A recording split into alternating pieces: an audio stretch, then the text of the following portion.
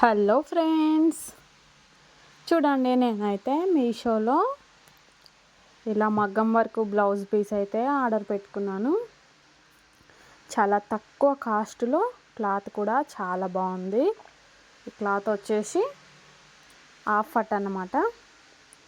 చూడండి, నా సారీ వచ్చేసి పింక్ కలరు, దానికి గ్రీన్ కలర్ బార్డర్ ఉందన్నమాట.